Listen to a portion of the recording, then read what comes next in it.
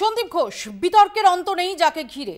আরজি করেই তরুণী চিকিৎসক ধর্ষণ খুনে মেডিকেল কলেজেরই তৎকালীন অধ্যক্ষ সন্দীপ ঘোষ ৮ দিন ধরে যার রোজ নামচা বাড়ি থেকে সিজিও কমপ্লেক্স থেকে বাড়ি। আর এবার আরজি করে দুর্নীতির তদন্ত করবে সিবিআই। এই তদন্ত করছিল রাজ্য পুলিশের সিট। হাইকোর্টের নির্দেশে তাদের হাত থেকে তদন্তভার গেল কেন্দ্রীয় গোয়েন্দাদের হাতে। অর্থাৎ চিকিৎসক ধর্ষণ খুনের পর আরজি করে দুর্নীতির তদন্ত করবে সিবিআই। এবার কি সিবিআই এর হাতে গ্রেফতার হওয়াই ভবিতব্য সন্দীপ ঘোষের? কথায় বলে কান টানলে মাথা আসে। দুর্নীতির তদন্তের সূত্রেই কি চিকিৎসক ধর্ষণ খুনের কিনারা করতে চাইছে এজেন্সি? অন্যদিকে কি হয়েছিল 8ই আগস্ট রাতে? রহস্যের চাবিকাঠি লুকিয়ে সঞ্জয় রায়ের পলিগ্রাফ টেস্টে। আজ শিয়ালদা আদালতে নিজের পলিগ্রাফ টেস্টের সম্মতি জানিয়েছে সঞ্জয় সহ 6 জনের পলিগ্রাফ টেস্ট হবে। নিহত চিকিৎসকের 4 চিকিৎসক সহকর্মীর পলিগ্রাফ টেস্ট হবে। পলিগ্রাফ টেস্টের পর কি উঠে আসবে আসল সত্য, এই নিয়ে আমরা আলোচনা করব। তবে শুরুতে চোখ রাখবো প্রতিবেদনে। আরজি করে চিকিৎসককে ধর্ষণ খুন, সিবিআই তদন্তে 10 দিন। আরজি করে তরুণী চিকিৎসক খুনের তদন্তভার সিবিআই এর হাতে। আদালতে ফের একবার স্ট্যাটাস রিপোর্ট জমা দেবে কেন্দ্রীয় এজেন্সি। কি তথ্য হাতে পেল সিবিআই? শুক্রবার পর্যন্ত ঘটনায় একমাত্র গ্রেফতার সিভিক ভলান্টিয়ার সঞ্জয় রায়।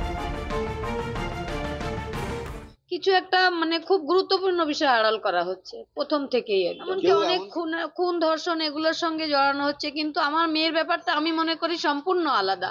কারণ সে একটা অন ডিউটি ডক্টর ছিল ওখানে। তার এরকম পরিণতি অন্য কোনো খুন ধর্ষণ মামলার সঙ্গে জড়িয়ে ফেললে হবে না। এটা ধর্ষণের উপর আমরা বলেছি যে এটা যাতে না হয়, আমার মেয়েকে নিয়ে যেন ব্যবসা না হয়। একটা জায়গা থেকে বলা হচ্ছে যে সিবিআইও কিছু করতে পারছে না, সেই আস্থাটা সেটা তো আমরা আস্থা হারাচ্ছি।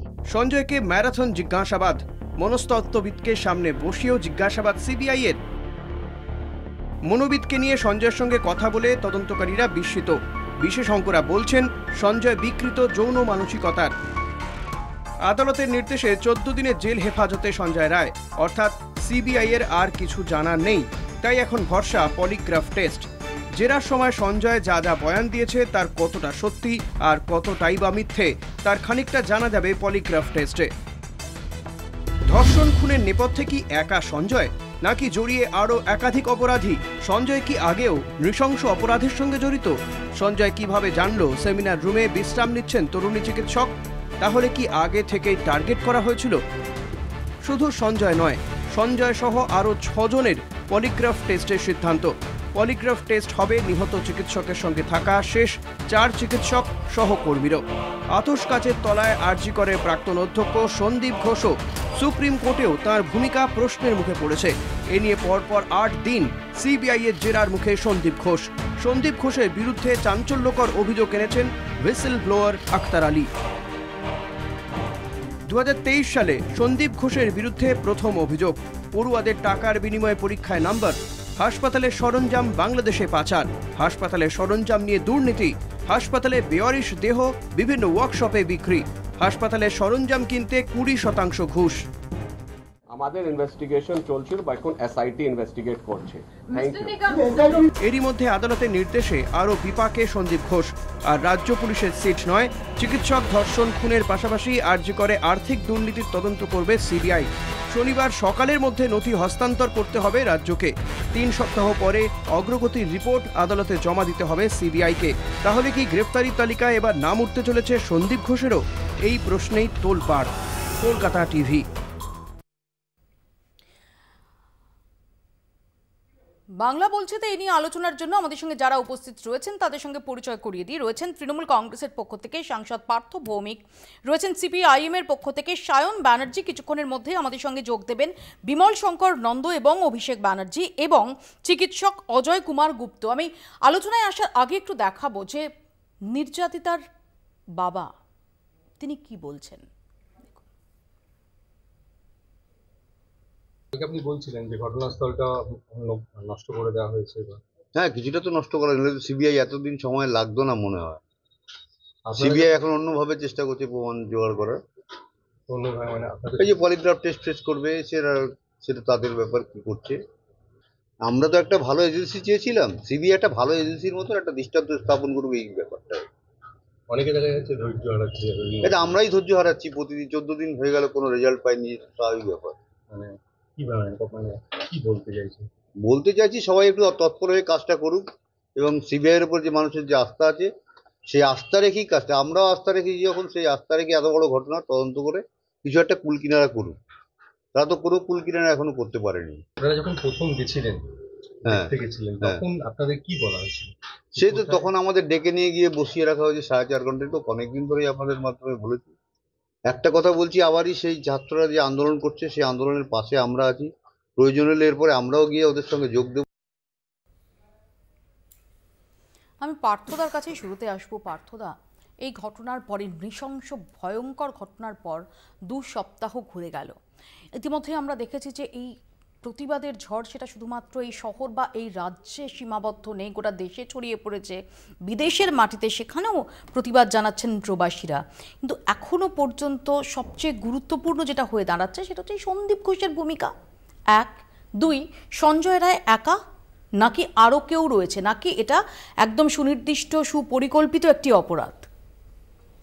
এটা তো সিবিআই বলবে, কারণ পুরো ইনভেস্টিগেশনটা এখন সিবিআই করছে এবং সেটা কোর্টের নির্দেশে করছে। রাজ্য সরকার কোনো আপত্তি করেনি, কারণ যেহেতু মানুষের ভাবাবেগ ছিল যে এটা সিবিআইয়ের হাতে যাক, তাহলে প্রকৃত তথ্য বেরোবে। বাংলার মাননীয় মুখ্যমন্ত্রী মমতা বন্দ্যোপাধ্যায় রাস্তায় নেমেছিলেন যে যারা দোষী তাদের প্রত্যেকের ফাঁসি হোক। সেটা একজন হতে পারে, একাধিক মানুষ হতে পারে। আমরা সিবিআই কি রেজাল্ট দেয় তার উপরে তাকিয়ে রয়েছে। আপনি জানেন যে বাংলার মাননীয় মুখ্যমন্ত্রী ভারতবর্ষের মাননীয় প্রধানমন্ত্রীকে চিঠি দিয়েছেন যে সারা ভারতবর্ষব্যাপী মহিলাদের উপরে যে তারা যে হেনস্থা হচ্ছেন, নারী নির্যাতন হচ্ছে, ধর্ষিতা হচ্ছে, এদের একটা উপযুক্ত সময়ের মধ্যে একটা সময় বেঁধে দেওয়া হোক, আইন প্রণয়ন করা হোক এবং এদের চরমতম শাস্তি দেওয়া হোক, যাতে ভবিষ্যতে এই ধরনের ঘটনা ঘটানোর সাহস কেউ না পান। আপনি যতদিন পর্যন্ত না সেই রকম একটা আইন দেশের বুকে আনতে পারছেন এবং একটা নির্দিষ্ট সময় বেঁধে দিতে না পারছেন, যে আইনের কথা আপনাদের second in command Abhishek Bandyopadhyay বলছেন, একদম প্রথম দিন তিনি বলেছেন 10 তারিখ 10ই আগস্ট যে কেন্দ্রীয় সরকারের উচিত একটি আইন আনা, যাতে অন্তত এদের খুব কম সময়ের মধ্যে বিচার ব্যবস্থাকে সম্পূর্ণ করে এদের কঠোরতম শাস্তির ব্যবস্থা করা যায়। কেন্দ্রীয় সরকারের উচিত এই আইন আনা, আর তৃণমূল কংগ্রেসের উচিত এই আইনকে সমর্থন করা এবং অন্যান্য রাজনৈতিক দলেরও উচিত এই আইনকে সমর্থন করা। সমস্ত রাজনৈতিক দল মিলে যদি এই আইন সংসদে না পাশ করাতে পারে, তাহলে আজকে আমার বাংলার বোন, না প্লিজ নাম নিতে পারেন না আপনি, প্লিজ নাম। আজকে আমার বাংলার এক বোনের ক্ষেত্রে ঘটনা ঘটেছে।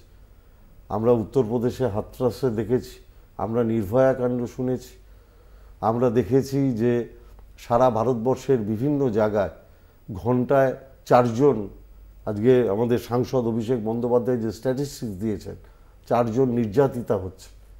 তো এই জিনিস কতদিন চলতে থাকবে? আমি আসবো আপনার কাছে, আমি এখানে সায়নের কাছে আসবো। সায়ন, তুমি নিজে একজন আইনজীবীও, এই যে 14 দিন কেটে গেল খুব স্বাভাবিকভাবে, শুধুমাত্র নির্যাতিতার পরিবার না, নির্যাতিতার পরিবার তো বটেই, সাধারণ মানুষ যারা তারাও অপেক্ষা করছেন, তারা বলছেন যে আর কতদিন, ধৈর্যের বাঁধ ভাঙছে। আমি একটু তোমার কাছ থেকে জানার চেষ্টা করব যে প্রথমে কলকাতা পুলিশ, তারপর সিবিআই এই তদন্তভার হাতে পায় 14ই আগস্ট, এবং তারপর আজকে 10 দিন কেটে গেল।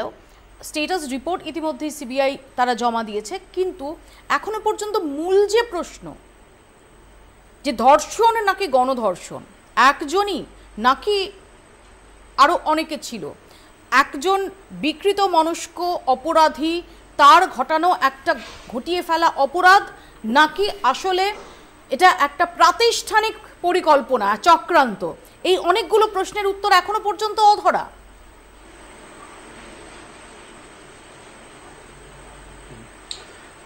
প্রথম কথা হচ্ছে পার্থদা যে কথা বলছিলেন যে দ্রুত হচ্ছে বিচার ব্যবস্থা নিষ্পত্তি করা বা ফাস্ট ট্র্যাক কোর্ট যাকে আমরা আইনের ভাষায় বলি, সেই ফাস্ট ট্র্যাক কোর্টের মাধ্যমে যিনি অভিযুক্ত আছে তাকে দোষী সাব্যস্ত করা এবং তাকে দণ্ডনীয় সাজায় তাকে সাজা দেওয়া।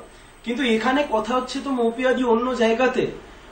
এখানে বিষয়টা হচ্ছে তদন্ত নিয়ে। গতকাল যখন সুপ্রিম কোর্টে এই মামলার তদন্ত হচ্ছে, 3 জনের যে বিচারপতির বেঞ্চ বসেছিলেন তাতে যে প্রধান বিচারপতি ছিলেন এবং প্রধান বিচারপতিকে নিয়ে যে 3 জনের বেঞ্চ ছিল, সেখানে একজন মাননীয় বিচারপতি তিনি বলছেন, আমি আমার 30 বছরের কর্মজীবনে এরকম তদন্ত জীবনে কোনোদিন দেখিনি। আমাদের মনে রাখতে হবে যে এই যে সিবিআই তদন্ত হচ্ছে, এই সিবিআই তদন্ত কিন্তু প্রিলিমিনারি তদন্ত যেটা হয়েছে সেই তদন্ত করেছে কলকাতা পুলিশ। সিবিআই এর কাছে তদন্ত গেছে প্রায় 4-5 দিন পরে, সম্ভবত 5 দিন বা 6 দিন পরে, কিন্তু প্রিলিমিনারি যে তদন্ত সেই তদন্ত কিন্তু করেছে কলকাতা পুলিশ। তুমি এই মুহূর্তে দেখো গতকাল সুপ্রিম কোর্টে যে সওয়াল জবাব হয়েছে তাতেও একটা বিষয় পরিষ্কার, যে প্লেস অফ অকারেন্স, ঘটনা কোথায় ঘটেছে তা নিয়েও এখন দোদুল্যমানতা রয়েছে। অর্থাৎ তার মানে যেদিনকে কলকাতা হাইকোর্ট সিবিআই তদন্তের রায় দিল, সেদিনকে ঠিক তার পাশের একটা জায়গা ভাঙা হলো, বললো সেটাকে রিনোভেট করা হচ্ছে। তারপরে 14ই আগস্টের রাত্রিবেলায় এক দল হুলিগানস, আমরা বলছি তৃণমূলের দুষ্কৃতী, তারা ঢুকে ভেঙে তছনছ করে দিল। আমরা হয়তো ভাবছিলাম যে সেমিনার রুমটা ভাঙেনি, কারণ সেমিনার রুমটা প্লেস অফ অকারেন্স, কিন্তু এখনো অব্দি আমরা কেউ শিওর নই যে ঘটনাটা আদৌ সেমিনার রুমে ঘটেছে নাকি অন্য কোথাও ঘটেছে। এটা হচ্ছে 1 নম্বর কথা। 2 নম্বর কথা, তৃণমূল কংগ্রেসের প্রতিনিধি এখানে যে কথা বলার চেষ্টা করছিলেন যে গোটা দেশ জুড়ে প্রতি ঘন্টায় এতগুলো অপরাধ হচ্ছে, ঠিক একথা কোথাও আমরা অস্বীকার করতে পারি না যে ধর্ষণ অথবা খুন এটা একটা সামাজিক ব্যাধি, কিন্তু সেই সামাজিক ব্যাধিকে পোস্টমর্টম করবার পরে কেন আনন্যাচারাল ডেথ বলে কলকাতা পুলিশ কেস রেজিস্টার করলো, কেন 14 ঘন্টা পরে কেস রেজিস্টার করা হলো, কেন সেই কলেজের প্রিন্সিপাল সকালবেলায় রিজাইন করবার পরে বিকেলবেলা মেডিকেল কলেজে চলে যায়, কিসের জন্য, কোন কারণে? আজ থেকে এত বছর আগে সেই প্রিন্সিপালের বিরুদ্ধে যে অভিযোগ উঠেছিল, সেই অভিযোগের ভিত্তিতে মাত্র কিছুদিন আগে একটা এসআইটি গঠন করা হয়। তার মানে একটা জিনিস পরিষ্কার যে এই প্রিন্সিপালের মাথায় একেবারে আমি সায়ন এই পয়েন্টে আমি পার্থদার কাছে আসবো। ইতিমধ্যে জানিয়ে রাখি আমাদের সঙ্গে যোগ দিয়েছেন বিশিষ্ট চিকিৎসক ডক্টর অজয় কুমার গুপ্ত। ডক্টর গুপ্তা, আমি আসবো আপনার কাছে। আমি পার্থবাবুর কাছে এই প্রশ্নটা নিয়ে আসবো। পার্থবাবু, আমরা কি দেখলাম, আমি অন্তত এটুকু বলতে পারি যে গত বছরই একটা খুব সিরিয়াস অভিযোগ উঠেছিল এই আর.জি. কর হাসপাতালকে কেন্দ্র করে, যেখানে পরিবারকে না জানিয়ে একটি মৃতদেহ, সেই মৃতদেহকে কোনো ডেমনস্ট্রেশনের জন্য ব্যবহার করা হয়েছিল, খুব সিরিয়াস অভিযোগ উঠেছিল। এই সন্দীপ ঘোষকে নিয়ে অভিযোগ এর আগে নতুন নয়। এই সন্দীপ ঘোষ এমন একজন ব্যক্তি যাকে ট্রান্সফার করা হওয়ার পর সে অফিসে তালা দিয়ে সে চলে যেতে পারে, তারপর তাকে আবারও সেই পদে ফিরিয়ে আনা হয়। কাজে এই সন্দীপ ঘোষ ধোয়া তুলসী পাতা, অন্তত আপাতভাবে দেখেও এটা বলার কোনো জায়গা নেই। আমার এখানেই প্রশ্ন যে এতদিন পরে সিট কখন গঠন হলো, যখন সন্দীপ ঘোষ অলরেডি সিবিআই স্ক্যানারে, এবং আদালত এই সিটের হাত থেকে তদন্তভার সেটা সিবিআইকে দিয়ে দিয়েছে। এবার তো সন্দীপ ঘোষের ওপর আর.জি. করে যদি ঘুঘুর বাসা চলে থাকে, তার উপর আরো চাপ বাড়লো। এই সিট তো আগে গঠন করা যেত। আমার বক্তব্য হচ্ছে, যখন দুর্নীতির প্রসঙ্গ, তথ্য কিংবা সেই সম্পর্কিত কোনো অভিযোগ এসছে, তখনই সিট গঠন করা হয়েছে। একটা অভিযোগের, আক্তার আলী কোন সময় অভিযোগ করেছিলেন? না, আপনি নির্দিষ্টভাবে আপনি আমার বিরুদ্ধে একটা অভিযোগ করে দিলেন উইদাউট এনি এভিডেন্স, তখন তো সেই বিষয়ে তদন্ত হয় না। যখন উইথ এভিডেন্স কোনো কিছু তথ্য সরকারের কাছে যায়, সরকার মনে করে সামথিং হ্যাজ, এখানে কিছু গণ্ডগোল আছে, তখনই সরকার তদন্ত কমিটি গঠন করে, যার জন্য সিট গঠন করা হয়েছিল। এই তদন্ত মাধ্যমে আসল সত্যটা বাইরে আসুক। কাউকে গার্ড করার ইচ্ছে কিংবা সদিচ্ছে যদি সরকারের থেকে থাকতো তাহলে সিট গঠন হতো। দুর্নীতির, আমাদের সাধারণভাবে যেটা মনে হয় যে দুর্নীতির অভিযোগ থাকলে সেখানে তো ইকোনমিক অফেন্স উইংস এই ধরনের কোনো সংস্থা তাদের সিটে অন্তর্ভুক্ত করা দরকার। রাজ্য সরকার সিট গঠন করতে পারে, নিজের রাজ্যের স্বার্থে তদন্ত বসাতে পারে। আমার বক্তব্য হচ্ছে রাজ্য সরকার নিজে খুব ক্লিয়ার বলে, কাউকে বাঁচানোর দায় নেই বলে, এবং এই নোংরা ঘটনার সাথে যারা যারা জড়িত তাদের প্রত্যেকের ফাঁসি চাই বলে মুখ্যমন্ত্রী নিজে পথে নেমেছিলেন। কি কিন্তু যদি কাউকে বাঁচাতে না চায় তাহলে কেন এতগুলো এই যে গতকাল আদালতে, গতকাল সুপ্রিম কোর্টে যে সওয়াল জবাব হয়েছে তাতে এই যে সময় নিয়ে যে সমস্ত ডিসক্রিপেন্সি দেখা যাচ্ছে, না আপনি যদি পুরোটা দেখেন একদম আইন অনুযায়ী কোথাও পরবর্তীকালে অবজারভেশনে কেউ কোনো মাননীয় বিচারপতি কিছু বলতে পারেন, কিন্তু আলটিমেটলি এটা প্রমাণ করে দেওয়া হয়েছে যে সব কিছু আইন মেনে হয়েছে। এবং আমার ধারণা সায়নবাবু এটা জানেন যে কোন সময় এফআইআর লজ করা যায়, কখন পোস্টমর্টেম রিপোর্ট বেরোনোর আগে অবধি ওটা কি ডেট সেটা বলা যায় না। বিচারপতি জানেন না, বিচারপতি বলছেন 30 বছরে তিনি এরকম তদন্ত দেখেননি। তারপরে যখন তাকে সমস্ত পেপার সাবমিট করা হয়েছে তারপরে তিনি এই কথা বলেন। আমি এই প্রসঙ্গে সায়নের কাছেও আসবো, তার আগে ডক্টর গুপ্তার কাছে আসবো। ডক্টর গুপ্তা, এই যে পলিগ্রাফ টেস্ট নিয়ে আমরা এত আলোচনা শুনছি, এই কেসে পলিগ্রাফ টেস্ট সেটা কতটা গুরুত্বপূর্ণ? এটাতে দ্বিমত আছে। প্রথম যখন শুরু হয়েছিল polygraph test American psychiatrist association থেকে, তো তারা তখন বলেছিল যে খুব ডিপেন্ডেবল। এখন আবার জাপান এক্সেট্রা কিছু দেশ বলছে যে না, অনেক সময় যে যার পলিগ্রাফ করা হচ্ছে ভাবা হচ্ছে সে শুধু সত্যি বলবে, কোনো মিথ্যে বলবে না, সে কিন্তু তার মিথ্যেটা পরিষ্কারভাবে ধরা যাচ্ছে না অথবা সত্যটা করা যাচ্ছে না। তা সেই জন্যে পলিগ্রাফ টেস্ট নিয়ে শুধু করে দেখতে হবে, যদি ইনভেস্টিগেশনের সঙ্গে মিলে যায় কোনো জায়গা তাহলে ধরতে হবে ডিপেন্ডেবল, আর তা নইলে যদি না মেলে তাহলে এটা কোনো কাজে লাগলো না। অর্থাৎ আদালতে এই পলিগ্রাফ টেস্টের যে রেজাল্টই হোক না কেন তার গ্রহণযোগ্যতা আছে না নেই? কি বললেন আমি ঠিক বুঝতে পারলাম। আদালতে এই পলিগ্রাফ টেস্ট সেটা গ্রহণযোগ্য, মানে পলিগ্রাফ টেস্টের রেজাল্ট মানে সেটা কি তদন্তের ক্ষেত্রে কোনো মান্যতা পেতে পারে? যদি পলিগ্রাফ তো করছেন যারা বিশেষজ্ঞ, যারা এই ব্যাপারে বিশেষজ্ঞ, সাধারণত সাইকিয়াট্রি ডিপার্টমেন্টে, মনোরোগ ডিপার্টমেন্টে, হাসপাতালের মনোরোগ ডিপার্টমেন্ট এবং ফরেন্সিক সায়েন্স ল্যাবরেটরিতে কখনো কখনো এই ব্যাপারটা টেস্ট করা হয়, করে তাকে দেখা হয় যে সে সত্যি বলছে না মিথ্যে বলছে। ওই গ্রাফগুলোকে এক্সামিন করে অনেকগুলো গ্রাফ হয়, যেমন ইলেকট্রোকার্ডিওগ্রাফ একটা গ্রাফ, তারপর তার ব্রেনের ফাংশনের গ্রাফ, তারপর পালস রেটের গ্রাফ, টেম্পারেচারের গ্রাফ, এই সবগুলোকে একসঙ্গে নিয়ে বসে যদি দেখা যায় যে তার যে গ্রাফের চেঞ্জগুলো দেখা যাচ্ছে সেইগুলোর সঙ্গে তা সত্যি কথা বলা বা মিথ্যে কথা বলা কোনটার সঙ্গে মিলছে, সেই অনুযায়ী কনক্লুশন ড্র করা হয় বা ওপিনিয়ন দেওয়া হয়, যেটা দেখা যাচ্ছে এই যে লোকটি সে কিন্তু বেশিরভাগ সময় সত্যি কথা বলেছে অথবা বেশিরভাগ সময় মিথ্যে কথা বলেছে। একটু আমাদের সহজ করে বুঝিয়ে দেবেন ডক্টর গুপ্তা যে কি এই পলিগ্রাফ টেস্ট? পলিগ্রাফ টেস্ট হচ্ছে একজন ব্যক্তি যাকে সন্দেহবশত মনে করা হচ্ছে যে সে আসামি হতে পারে, হ্যাঁ, সে হয়তো ক্রিমিনাল অ্যাক্ট একটা করেছে কিন্তু সে স্বীকার করছে না যে সেই করেছে।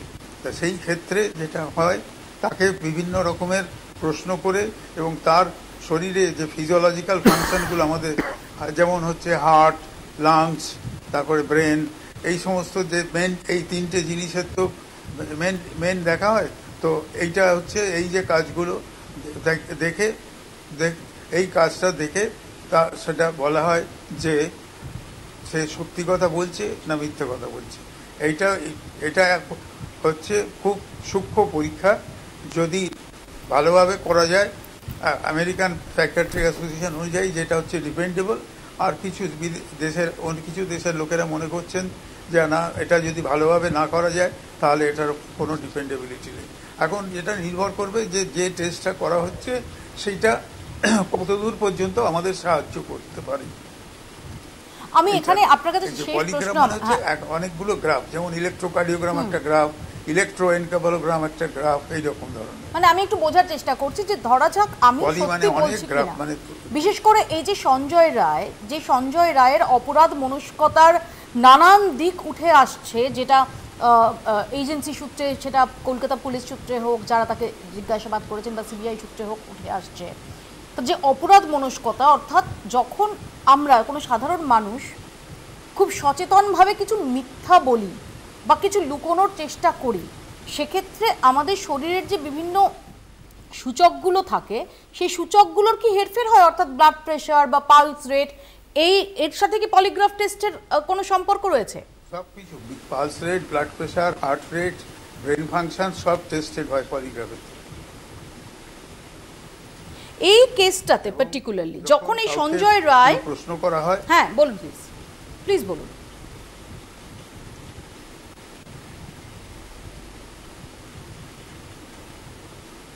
হ্যালো, হ্যাঁ ডক্টর গুপ্তা বলুন প্লিজ।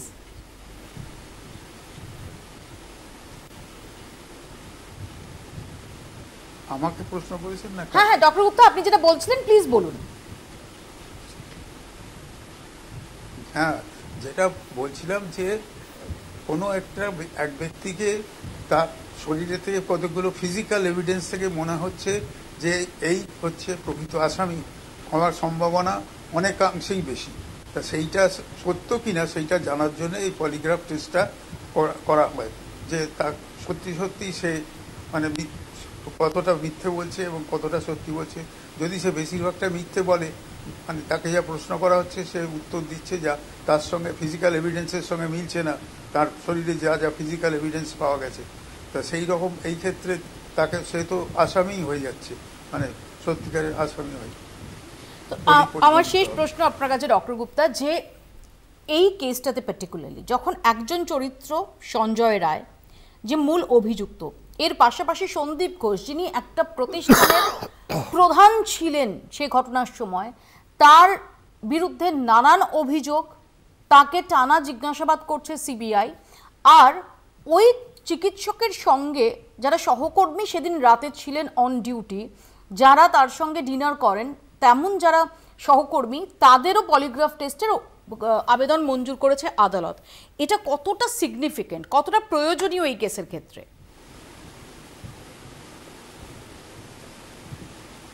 ওইটাই তো বললাম যে তাদেরকে টেস্ট করে তারা যা যা বলছেন সেটা সত্যি না মিথ্যে, ওই গ্রাফের যে ডিজাইনগুলো টেস্টের মধ্যে আসছে, ডিজাইনগুলো, যেমন একটা লোকের আমরা ইসিজির হার্ট দেখে বলতে পারি তার হার্টটা দ্রুত গতিতে চলছে, হঠাৎ করে দ্রুত গতিতে চলতে লাগলো কেন?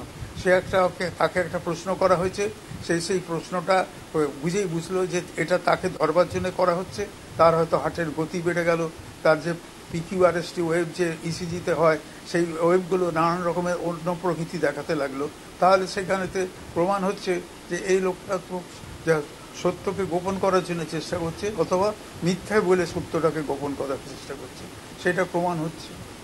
এই নার্কো অ্যানালিসিস টেস্ট আর পলিগ্রাফ টেস্ট, এই দুটোর মধ্যে তফাৎ আছে? তফাৎ কোনো কিছু নেই। নার্কো অ্যানালিসিস করা হচ্ছে মানে একটা লোককে অনেক সময় আধা ঘুমেতে, অর্থাৎ সে মোটামুটি জেগে আছে কিন্তু একটু ঝিমোচ্ছে, আবার সেই ঝিমুনিটাও কিন্তু আবার সেই যে সজ্ঞানে ঝিমোচ্ছে না, হয়তো ঝিমুনির ভান করছে, এবং তাকে সেই সময় কোনো একটা এমন ধরনের ওষুধ দেওয়া হলো, সেটা দিয়ে সে কিন্তু তার যে রিয়াকশানটা, মিথ্যে বলার চেষ্টাটা, সেটা কিন্তু কমে যাচ্ছে, সে তখন শুধু সত্যি কথাটা বলবে। এইটাকে বলে হয় অনেক সময় নাম দিয়েছে, আরেকটা নাম হচ্ছে ট্রুথ সেরাম, অর্থাৎ এই ইঞ্জেকশনটা দেওয়ার পরে সে শুধু সত্যি কথা বলে এবং মিথ্যেটা বলার তার চেষ্টাটা অনেক কমে যায়, কেননা সে সেই অর্ধঘুমে রয়েছে বা আচ্ছন্ন ভাব হয়ে রয়েছে, তাই জন্য সে মিথ্যেটা আর বলতে পারছে না, তখন তার মুখ দিয়ে তখন শুধু সত্যিটাই আসবে। আমি এই প্রসঙ্গে আলোচনায় ফিরবো, অত্যন্ত ইন্টারেস্টিং একটা দিক। সায়নও কিছু বলতে চাই, আমি সায়নের কাছেও আসবো, তার আগে ছোট্ট একটা বিরতি নিতে হচ্ছে, বিরতির পর ফিরছি, দেখতে থাকুন বাংলা বলছে। ফিরে এলাম বিরতির পর, আপনারা দেখছেন বাংলা বলছে, আমাদের সঙ্গে রয়েছেন সায়ন কিছু বলতে চান? সায়ন,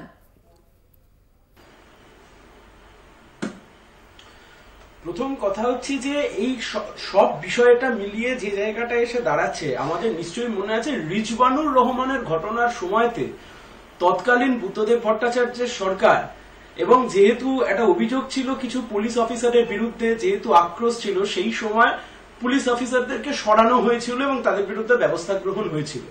যদিও বা মমতা ব্যানার্জি সরকার ক্ষমতায় আসবার পরে সেই পুলিশ অফিসারদেরকে আরো উচ্চ পদে নিয়ে যাওয়া হয়।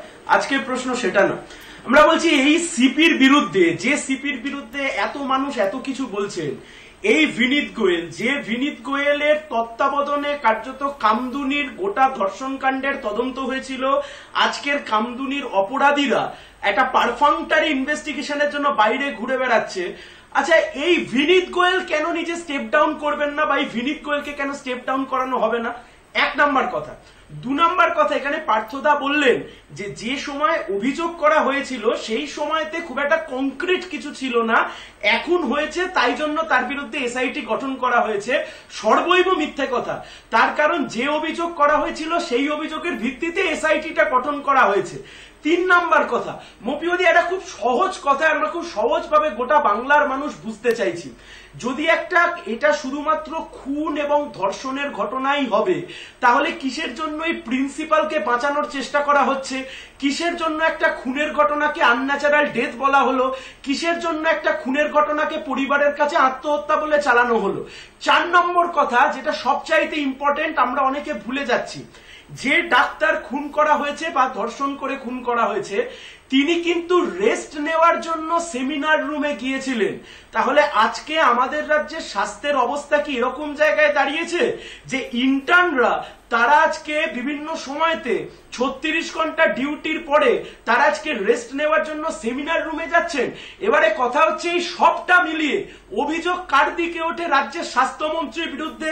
রাজ্যের স্বাস্থ্যমন্ত্রীর নাম কি? মমতা বন্দ্যোপাধ্যায়। তাহলে আমরা যদি বলি রাজ্যের স্বাস্থ্যমন্ত্রীকে পদত্যাগ করতে হবে, এর মধ্যে কোনো রাজনীতি থাকে না। উত্তর নিয়ে আমি পার্থদার কাছ থেকে, পার্থদা মমতা উত্তর নি পার্থদা।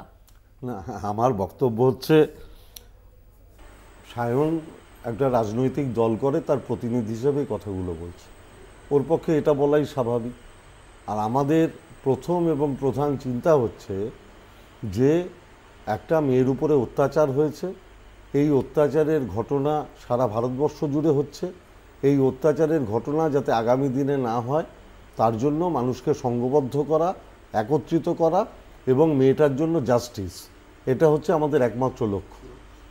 আমার বক্তব্য হচ্ছে 36 ঘন্টা পরিশ্রম করে একজন সেমিনার রুমে ঘুমোচ্ছে, কোন পরিবেশ কোন পরিস্থিতিতে তিনি সেমিনার রুমে গেছিলেন এটা কি সায়ন জানে না? কিন্তু আমি তার থেকেও যে প্রশ্নটা নিয়ে আমি আরো অনেক বেশি উদ্বিগ্ন হব, যে সেমিনার রুমে যে ওই চিকিৎসক গিয়েছিলেন, এর থেকেও বড় কথা হচ্ছে আমি সেই ছবিটা দেখাবো, ওই ঘটনার রাতে সঞ্জয় রায়ের যে সিসিটিভি ফুটেজ ধরা পড়েছে এবং ছবি দেখে ধরে নেওয়া যেতে পারে, সেই ছবি আপনারা দেখছেন সেমিনার হলের বাইরে সঞ্জয়, এবং সম্ভবত এর অব্যবহিত পরেই এই ভয়ঙ্কর নৃশংস কাণ্ডটা ঘটায় সঞ্জয়। কারণ যে ব্লুটুথ হেডফোনের সূত্রে তার হদিশ পাওয়া যায়, সে পুলিশের জালে ধরা পড়ে।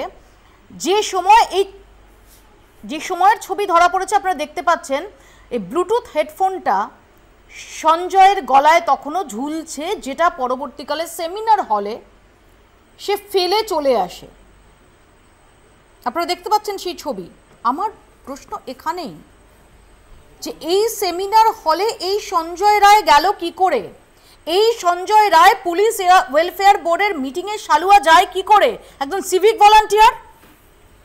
না না না, এটা তো স্বাভাবিকভাবে তদন্তে উঠে আসবে, কিন্তু এটার জন্য তো স্বাস্থ্যমন্ত্রী দায়ী হতে পারেন না। স্বাস্থ্যমন্ত্রীর কি এটা দেখা কাজ? স্বাস্থ্যমন্ত্রী একটা সিস্টেম তৈরি করে, সেই সিস্টেমের মধ্যে প্রচুর মানুষ থাকে, তারা সেটাকে পরিচালনা করে।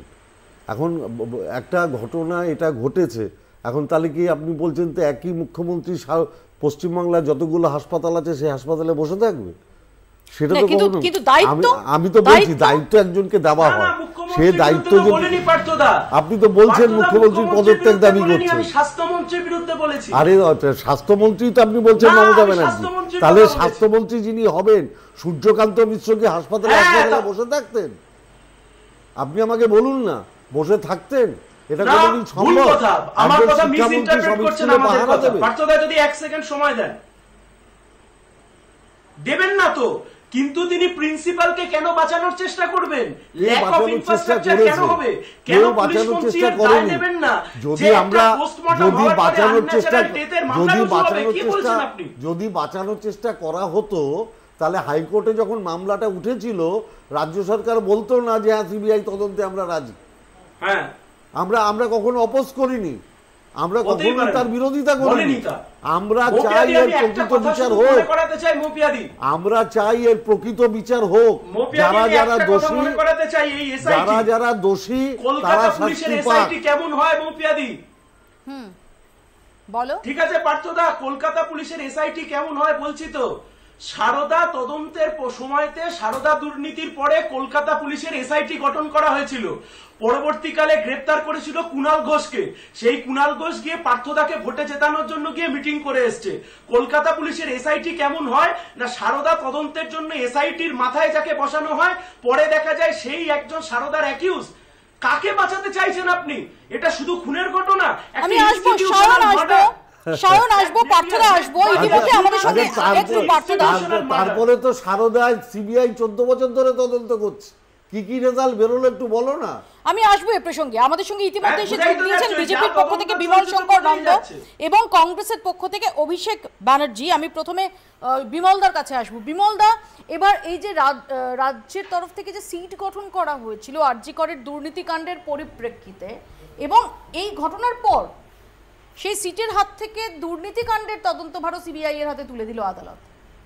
খুব স্বাভাবিক, কারণ এটা অত্যন্ত ইল মোটিভ নিয়ে করা হয়েছিল ওকে বাঁচানোর জন্য। আগের দিন তোমার এখানে বলেছিলাম, সেদিন 15 মিনিট আগে এসেছিলাম, আজকে আধ ঘন্টা আগে এসেছি। যাই হোক, আমার রাস্তায় যা অবস্থা এখন, তো শিব ঠাকুর মণ্ডলরা তো সর্বত্র রয়েছে। শিব ঠাকুর মণ্ডলকে দিয়ে অনুব্রত মণ্ডলকে কিছুদিন আটকে রাখা হয়েছিল যাতে সিবিআই তাকে নিতে না পারে।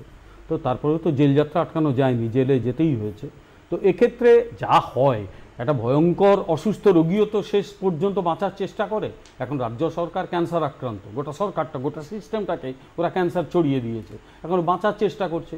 আমি খুব দুঃখের সঙ্গে বলতে বাধ্য হচ্ছি যে আমাদের মাননীয় সাংসদ পার্থর কথার ভিত্তিতে বলি যে একটা সিস্টেমকে পচিয়ে দেওয়ার পক্ষে এই তৃণমূল কংগ্রেসটাই যথেষ্ট। হ্যাঁ, মন্ত্রী নিশ্চয়ই স্কুলে স্কুলে ঘুরবেন না, কিন্তু সেই মন্ত্রী যদি নিজে টাকা কামান, তার বান্ধবীর ঘরে 50 কোটি 100 কোটি টাকা রাখেন, তাহলে বুঝতে হবে সিস্টেমটা পচে গেছে।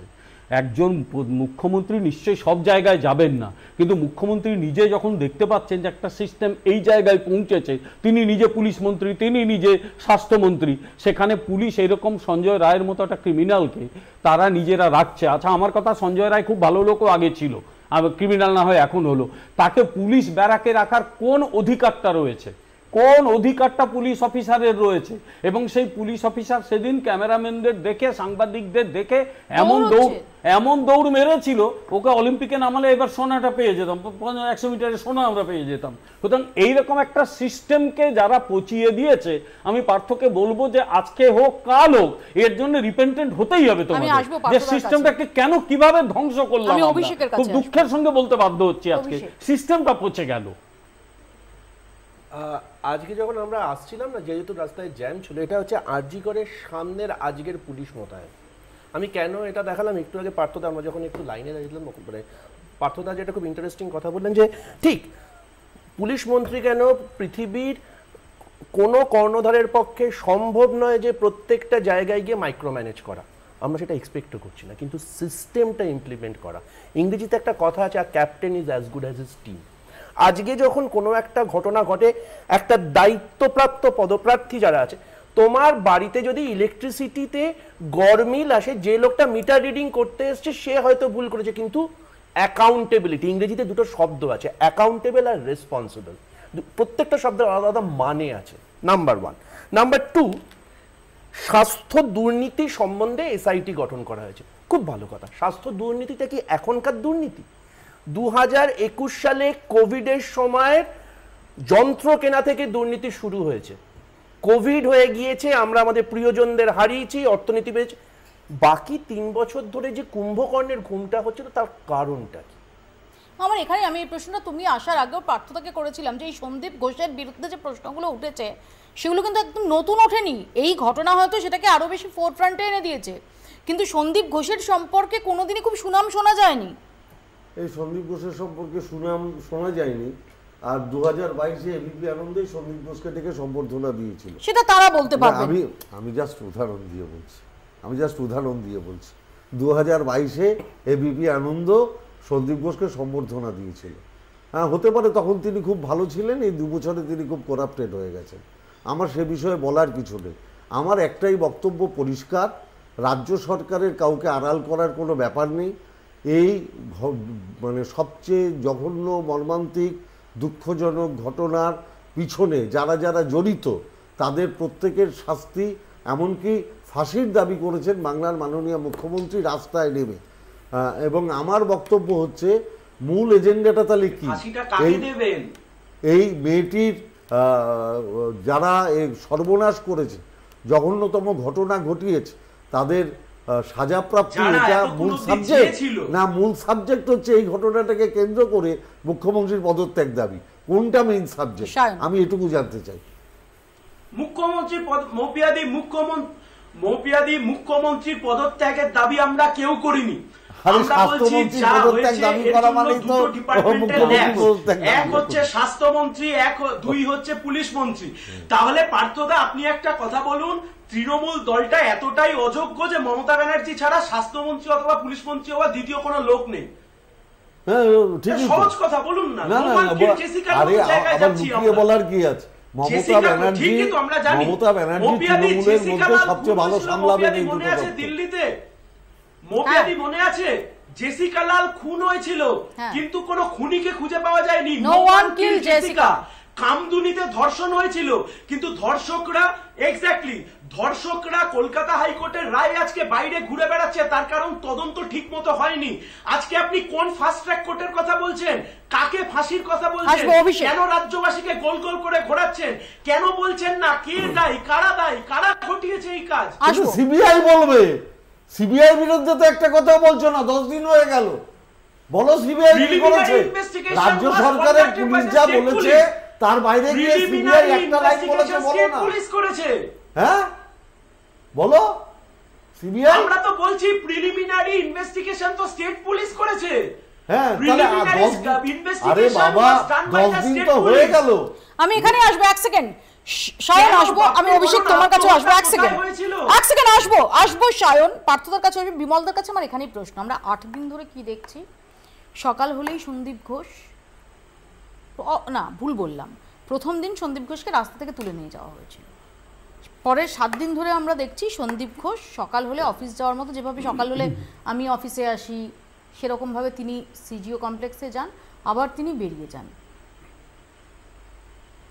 সিবিআই কিভাবে তদন্ত করে আমি তো বলতে পারবো না, কারণ আমি নিজে মাস্টারি করেছি, আমি কোনো গোয়েন্দা সংস্থায় চাকরি করিনি। ন্যাচারালি সিবিআই এর তদন্তের পদ্ধতি, তারা তার মানে অদ্ভুত যে কনফিডেন্স তাকে ভাঙার চেষ্টা করছে কিনা, কারণ এইটুকু আমি জানি অন্তত আগেকার দিনে থানায় বেধড়ক পেটানোর একটা ছিল, 3rd ডিগ্রিটা উঠে গেছে, সিবিআই কোনো কালেই ডিগ্রি প্রয়োগই করে না। সিবিআই বা যদি মনোবল ভাঙারই থাকে তাহলে সন্দীপ ঘোষকে তো কাস্টাডিতে নিয়ে জিজ্ঞাসাবাদ করতে পারে। এখন আমার বক্তব্য আবার আমি বলছি, আমি সিবিআই এর তো প্রতিনিধি হয়ে আসিনি, সিবিআই কেন এটা করছে ওটা সিবিআই উত্তর দিতে পারবে। কিন্তু আমি পরিষ্কার বলি যে সিবিআই তার মতো তদন্ত করছে এবং আরও 10টা বাঙালির মতো আমারও আশা সিবিআই সফল হবে। কিন্তু একটা বিষয়ে আমি মৌপিয়া বলে রাখি, একটু আগে পার্থর একটা কথা ছিল যে সারদা মামলায় সিবিআই কি করেছে, শুধু একটা মনে করিয়ে দিই, এই নিশ্চয়ই এটা বাঙালির এতটা চলে যায়নি। এই সারদা মামলায় একজন পুলিশ অফিসারের বিরুদ্ধে অভিযোগ এলো যে তিনি বিকেল 5:30টায় ব্যাংক খুলিয়ে সমস্ত কাগজপত্র লোপাট করে দিয়েছেন। তাকে সিবিআই এর 2জন অফিসার তার বাড়ি গিয়েছিল একটু কথা বলবে, তাকে থানার পুলিশ দিয়ে শুধু পেটানো হয়নি সিবিআই অফিসারদের, এই রাজ্যের মুখ্যমন্ত্রী বেঞ্চ পেতে ধর্মতলায় বসে পড়েছিলেন। এই ভারতে কেউ শুনেছে কখনো এই ধরনের ঘটনা ঘটেছে?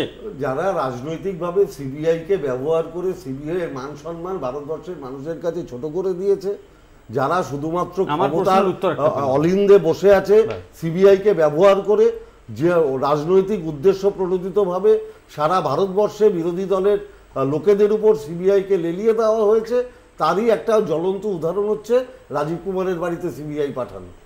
এটা তো আবার উত্তর দেওয়ার কি, তো পরিষ্কার মানুষ জানে মমতা ব্যানার্জি সেই জন্য রাস্তায় ধর্নায় বসেছিলেন, এটা লুকোচুরির কিছু নেই।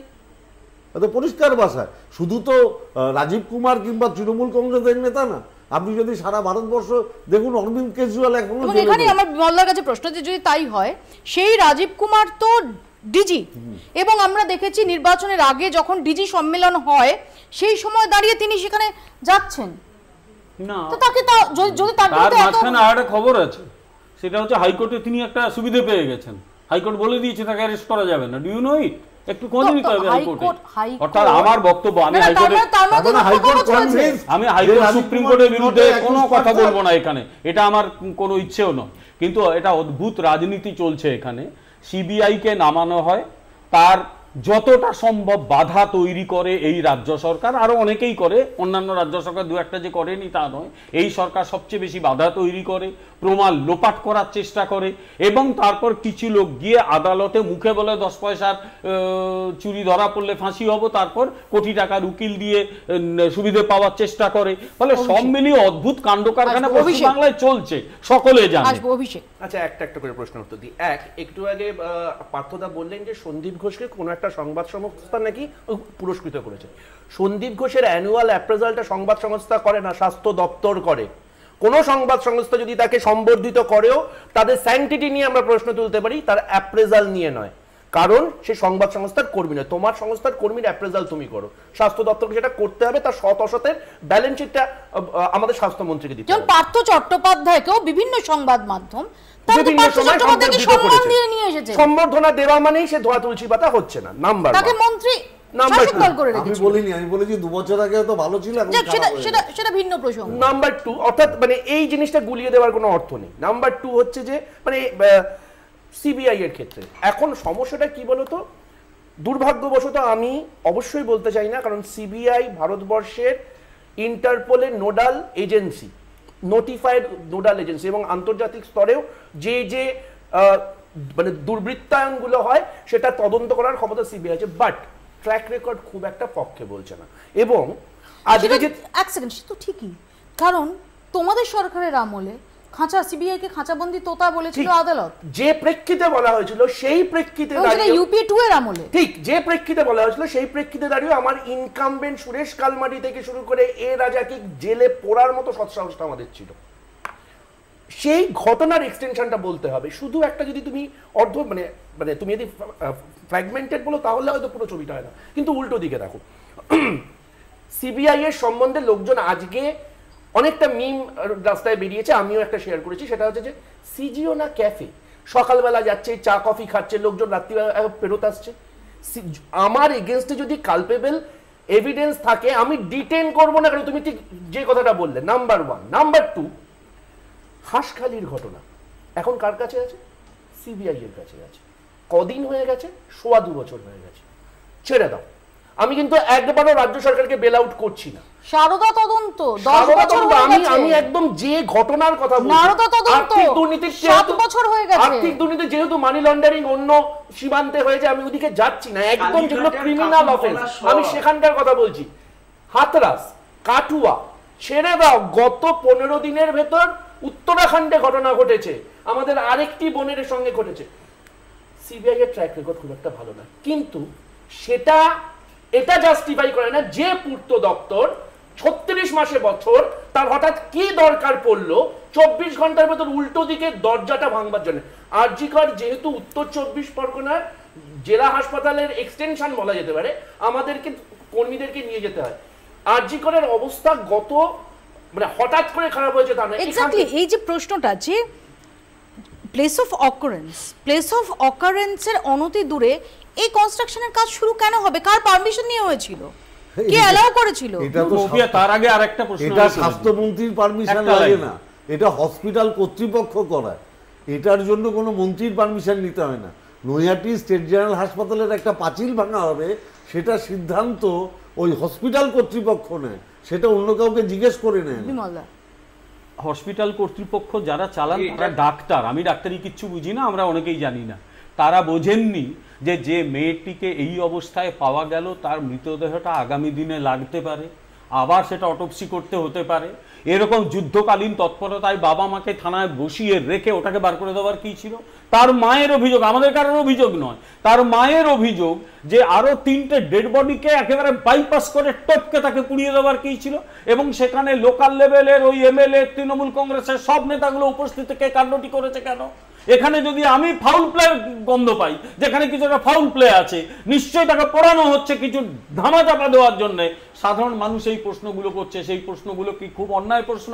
না, অন্যায় প্রশ্ন না তো, এর উত্তর তো সিবিআই এর কাছে আছে। এই উত্তর সিবিআই দেবে না? ইনভেস্টিগেশন করলেই সিবিআই পাবে যে কেন পাঁচিল ভাঙা হয়েছিল। যে ভাই পাঁচিলটা কেন ভাঙা হলো। মৌপিয়াদি প্রথম কথা হচ্ছে এই যে কিছুক্ষণ আগে একজন ডাক্তারবাবুর কথা আমরা শুনছিলাম পলিগ্রাফ টেস্ট নিয়ে, যে পলিগ্রাফ টেস্টে কি হতে পারে কি না হতে পারে। আমি তোমাকে বলছি পলিগ্রাফ টেস্ট ছেড়ে দাও, এই যে সিবিআই নিয়ে আলোচনা হচ্ছে না, আজ থেকে কয়েক মাস আগে কালীঘাটের কাকুর গলার কণ্ঠস্বরের নমুনার পরীক্ষা হয়েছিল। তারপর সেই কালীঘাটের কাকুর যে গলা, সে কাকের গলা না কোকিলের গলা না সে কোথায় চলে গেল তা আজ অব্দি আর আমরা কেউ খুঁজে পেলাম না। তাই সিবিআই নিয়ে গদগদ হওয়ার কোনো প্রশ্ন নেই। তাহলে সায়ন কি, সায়ন একদিকে বলছো সিবিআই নিয়ে গদগদ হওয়ার কিছু নেই, আরেকদিকে বলছো এক সেকেন্ড সায়ন, একদিকে বলছো সিবিআই নিয়ে গদগদ হওয়ার কিছু নেই, আরেকদিকে বলছো কলকাতা পুলিশ তদন্ত করতে পারেনি। তাহলে কারা তদন্ত করবে? সায়ন ব্যানার্জি তদন্ত করবে না, তত্ত্বাবধানে কোর্ট মনিটর্ড ইনভেস্টিগেশন, সুপ্রিম কোর্টের করবে না তো, সুপ্রিম কোর্টের তত্ত্বাবধানে এই তদন্তটা হচ্ছে। সেই জন্যই আমরা আশাটা দেখছি। ও সিবিআই আর কলকাতা পুলিশের ওপর কোনো আশা নেই। একটা যদি তদন্ত শেষ করতে পারেনি, ঘুষ খাওয়ার ছবি দেখে তাও অ্যারেস্ট করতে পারে না, ওরা কি করবে? ও কলকাতা পুলিশ আর সিবিআই দুটোই নির্লজ্জ দালাল, আসলে কোনো কাজ করতে পারে না। কিন্তু সুপ্রিম কোর্ট আছে, মাথার উপরে বিচারপতিরা আছে, তাই জন্য আমরা এখনো ভরসা দেখছি। আমরাও সুপ্রিম কোর্টের উপরে নির্ভরশীল, আমরাও সুপ্রিম কোর্টের উপরে আস্থাশীল, আমরাও সুপ্রিম কোর্টের উপরে আস্থাশীল। আমরাও জানি যা এমন আস্থা রেখেছে, পাওয়া যাবে, এমন আস্থা রেখেছে, আমরাও জানি, আমরা তো দেখেছি। আমি একটু দেখাবো যে এরই মধ্যে আজকে আমরা দেখেছি যে আন্দোলনকারী তারা সিবিআই দপ্তরে গিয়েছিলেন, তারা সেখান থেকে বেরিয়ে কিভাবে ছোট আঙ্গারিয়া ঘুরে বেরিয়েছে আমরা তো দেখেছি। আসবো পার্থদা, এক সেকেন্ড। তারা সেখান থেকে বেরিয়ে কি বলছেন শোনাবো।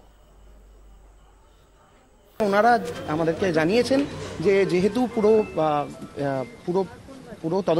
তদন্ত প্রক্রিয়া কোর্ট মনিটর চলছে, তার জন্য ওনারা এখন আমাদেরকে কোনো রকম কোনো আপডেট জানাতে পারছেন না। জুনিয়র ডাক্তারদের যে কর্মবিরতি আমরা চালাচ্ছি সেইটাও অনেকাংশেই নির্ভর করে আছে এই জাস্টিসের প্রশ্নে। ফলে আমরা সেই দায়িত্বের কথা তাদেরকে আরেকবার স্মরণ করিয়ে দিই। তাতে ওনারা জানান যে to have faith in them. আমরা অবশ্যই তাদের সেই আশ্বাসে তাদের যে ফেথ রাখতে তারা বলেছেন সেটা আমরা রাখছি। তো তারপরেও আমাদের প্রশ্ন থাকবে যে আজ ঘটনার প্রায় 15 দিন পেরিয়ে গেল এবং আমরা কিন্তু জাস্টিসের প্রশ্নে 9 তারিখে যে জায়গায় দাঁড়িয়েছিলাম আজকেও সেই জায়গাতেই দাঁড়িয়ে আছি। জানিয়ে দিতে চাই যে আমাদের সিনিয়র ডক্টররা, আমার স্যাররা প্রত্যেকে এখনো এমার্জেন্সি থেকে শুরু করে আউটডোর সমস্ত পরিষেবা, ইনডোর পরিষেবা যারা ভর্তি আছেন সেটা তারা চালিয়ে যাচ্ছেন। আমার এখানে অভিষেকের কাছে প্রশ্ন, যে অভিষেক একদিকে আমরা দেখছি যে মুখ্যমন্ত্রী তিনি চিঠি দিচ্ছেন প্রধানমন্ত্রী নরেন্দ্র মোদীকে, অন্যদিকে অভিষেক বন্দ্যোপাধ্যায় তিনি বলছেন যে এমন একটা অ্যান্টি রেপ ল আনা উচিত যাতে সার্কামস্টেন্সিয়াল এভিডেন্স যদি থাকে তাহলে 7 দিনের মধ্যে যাতে স্ট্রিক্টেস্ট পানিশমেন্ট হতে পারে, এমন ক্যাপিটাল পানিশমেন্ট বা এনকাউন্টারের কথাও তার গলায় শোনা যাচ্ছে। তিনি বলছেন তৃণমূল কংগ্রেস বা কংগ্রেসের এরকম বিল সাপোর্ট করা উচিত না। এনকাউন্টার হবে কি হবে না সেটা নিয়ে অন্য আলোচনা, কারণ আমরা ভারতবর্ষ অ্যাজ এ নেশন খুব মানে রেয়ারেস্ট অফ রেয়ার অকেশন না হলে আমরা সাধারণত এইসব ঘটনা করি। ওই কারণে সেটা নথিভুক্ত হতে হবে এরকম কোনো আইন আসবে কিনা ওটা অন্য আলোচনা, ওটা হচ্ছে অ্যাকচুয়াল ইস্যু থেকে মুখ ঘুরিয়ে নেওয়া। তার আগে দেখো, আগে তো আমাকে খুঁজে বার করতে হবে, আমি তো স্কেপগোট করতে পারবো না, আমাকে তো জানতে হবে হু ইজ দ্য পারসন। আমাকে না না, তোমার কি মনে হচ্ছে যে সঞ্জয় রায় স্কেপগোট?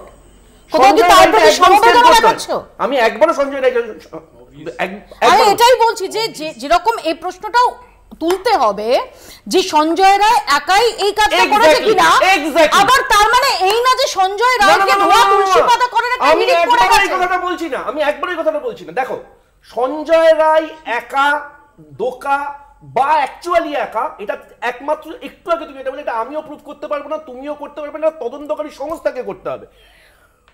ঘটনাটা ঘটেছে হচ্ছে 9 তারিখ, অলিম্পিক চলছে, হালকা বৃষ্টি হচ্ছে, এবং এটা স্বীকার করে নাও আরজিকর হিঙ্গলগঞ্জ নয়, আরজিকরের ওখানে একটা ট্রাফিকের 11টা সিসিটিভি আছে। তুমি জাস্ট 1 সেকেন্ডের জন্য তুমি সেটাই তো আমরা দেখাচ্ছি যে সিসিটিভি ফুটেজে ওকে ঢুকতে দেখা গেছে, সঞ্জয় রায়ের এবং গলায় সেই ব্লুটুথ, একমাত্র সঞ্জয় রায়কে যদি ঢুকতে দেখা গিয়ে থাকে তাহলে ধরে নিতে হবে উনি, কারণ আর তো কেউ অশরীরই নেই।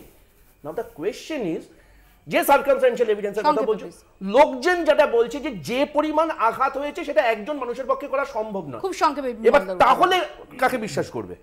না, আমি একটা কথা বলি, সেটা হচ্ছে এই ধরনের মেডিকেল বিষয়গুলো বা অটোপসি যারা করে তাদের বিষয় নিয়ে আমার কোনো জ্ঞান নেই, সুতরাং আমি বলতে পারবো না। যে বিষয় জানি না সে নিয়ে আমি কথা বলি না কয়েকটা। আমার শুধু বক্তব্য কতগুলো দিক দিয়ে। এই যে ঘটনা প্রবাহ যেটা দেখি, এটা ঠিকই যে এক সময়ে তপন শুকুর, ঘোষকার বাহিনীর বিরুদ্ধে আমরা সবাই লড়েছিলাম, কারণ আমরা চাইনি যে পশ্চিমবাংলা তাদের নিয়ন্ত্রণে থাকুক। আজকে যদি তাদের বাবা ঠাকুর দ্বারা এসে পশ্চিমবাংলা নিয়ন্ত্রণ করতে থাকে তাহলে তো আপত্তি করতেই হবে। আর লাস্ট লাইন দিয়ে শুরু করি, একটা বিষয় মনে রাখতে হবে, this government, this political party used rape as a political method. 2021-এ নির্বাচনে বিজেপি হেরে যাবার পর কটা মহিলার উপর আক্রমণ হয়েছে, মেদিনীপুরের খেজুরি 60 বছর বয়সী মহিলা ধর্ষিত হয়েছে। এই সরকারের মিনিমাম লজ্জা থাকলে এরা কি করে মুখ দেখায় এই দলের লোকগুলো আমি জানি না। বিচার একদিন হবে, তবে সেই দিনটা ভয়ঙ্কর। আজকে আমি বলে খুব সংক্ষেপে 10 সেকেন্ড আমাকে শেষ করতে হবে। বলতে চাই, আমি এবং আমার দল এবং আমার মুখ্যমন্ত্রী আমরা সবাই চাই দোষী একজন হোক, দুজন হোক, তিনজন হোক, চারজন হোক, তাদের কঠোর থেকে কঠোরতম শাস্তি হোক। আমাদের সময় একদম শেষ, এখানেই শেষ করব।